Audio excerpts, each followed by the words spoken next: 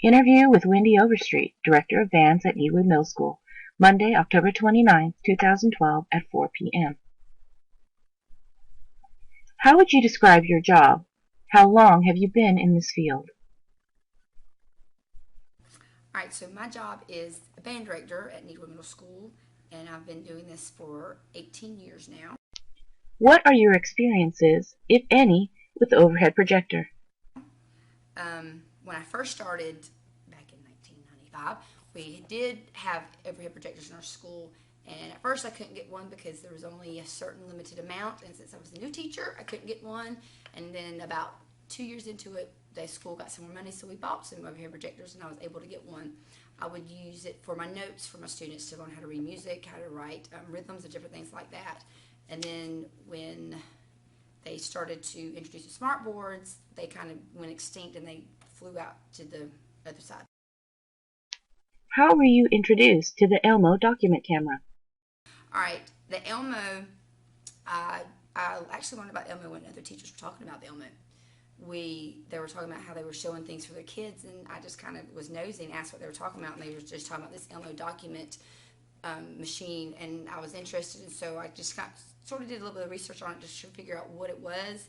And then last year, we had some Title I money, and Ms. Scarborough had asked the school staff, any of us who wanted to have an ELMO for a room, and I immediately said yes, I would love to have one, because for me, what I do with my kids is when we're reading music, I have a score that has their parts on it, and I can sit there and I can talk to the kids about their parts, but when I can actually physically show them on my score and have them relate it to what they're looking at, it makes a difference so they can understand the meaning I'm trying to explain to them when it comes to their music. Because if I just stand there and go, look at your measure and look at this and this and this, all of them won't be there with me, and so it just kind of wastes the time. But when we can have a way that they can look at the part that I'm specifically talking about and compare it to theirs, we can get things done a lot quicker. What assistance or training did the technology team or media specialist offer you to assist you in utilizing the ELMO appropriately in the classroom?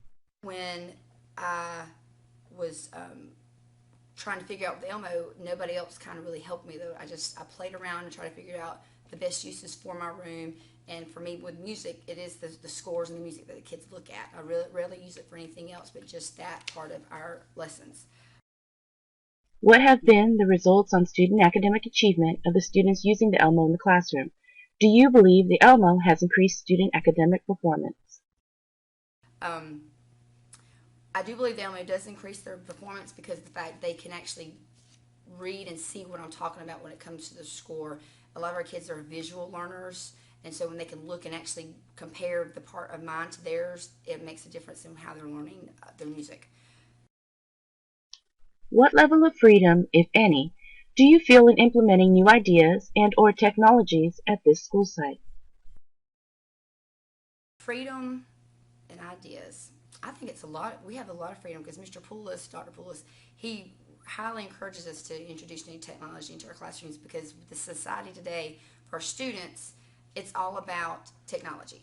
They're into the video games, and for them, the more technology we can introduce, the more likely we are to keep them engaged in our lessons. So, we have smart music for music, and Mr. Poulos, he's like, we'll pay for the subscriptions, and he wants the kids in there.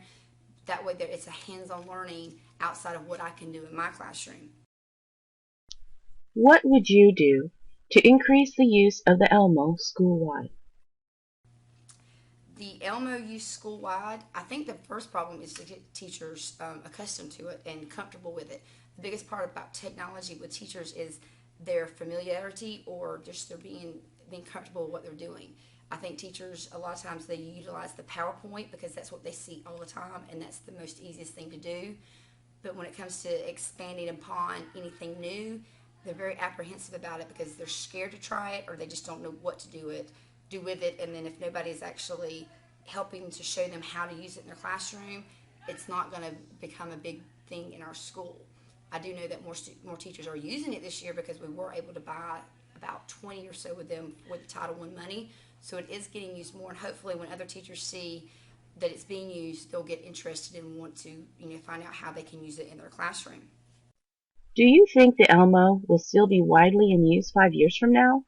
Why or why not? If not, What do you predict might replace it?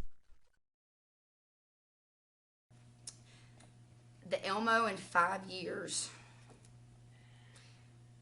I think a version of it will still be here. I don't think the actual ELMO we see now, but I think a different, more current version will be used. Exactly the specifics, I'm not sure, but um, I think we'll always need a way to show kids what we're seeing where they can see it. That way they can compare what we're trying to get to them so they can see it and they go, aha.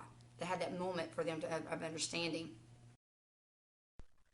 In a perfect world, what new technology would you like to see implemented at this school site? Why? New technology in our school. I would love to see iPads for all of our students. One, musically, there's a lot of music applications. I've been using my app, my personal iPad in my class. You know, so I got a metronome and tuner on it. I've been recording my students, and then I can play it back for them immediately, and they can hear what they're actually sounding like, and they can hear the mistakes and the good places in the music. There's all different kinds of educational apps, and it goes with the technology that we're trying to get our kids into. The problem is though is money, and then teachers being comfortable with it, because if the teacher's not even comfortable with the basic computer we have now, how familiar will they be with an iPad and how much will they utilize it in their room? And until we have training or support for teachers to utilize this technology in the room, it would be kind of a waste of the money, unless you let those of us who are interested in pushing technology kind of get our hands on it and create lessons for teachers to have a chance to do some learning with it.